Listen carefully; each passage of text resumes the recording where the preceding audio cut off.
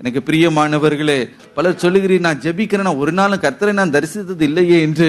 எதற்காக நாம் ஜெபிக்கிறோம்? ஆண்டவரே வேலை தாங்கப்பா, எனக்கு ஒரு பிள்ளைய தாங்க ஆண்டவரே, இன்னும் வருமானத்தை கொஞ்சம் இன்க்ரீஸ் பண்ணி கொடுத்துருங்க ஆண்டவரே, இந்த திருமணம் சீக்கிரம் நடந்து முடிஞ்சிருந்தாம்பா, எல்லாம் உலக பிரகாரமான காரியம், ஒரு நல்ல வீடு ஒண்ணு கொடுத்துருங்க, ஒரு நல்ல ஒரு ஆண்டவரே வசதியா ஒரு வாகனத்தை கொடுக்க மாட்டீரோ? இதெல்லாம் நாம் கேட்கிறோம். கர்த்தர் நிச்சயமா நம்ம கேட்கலாம், அதை அவர் நிச்சயமா கொடுப்பார். ஆபிரகாமும் ஏங்கி கேட்டான் அல்லவா, எனக்கு ஒரு பிள்ளை இல்லையே, இவ்வளவோ நீர் ஆஸ்தி எல்லாம் நீர் கொடுத்திருக்கிறீர், ஆசீர்வாதத்தை எல்லாம் கொடுத்திருக்கிறீர், எனக்கு ஒரு பிள்ளையை கொடுக்கலையே ஆண்டவரே, ஏங்கி கேட்டான். அந்த ஜெபத்தை கேட்டார்.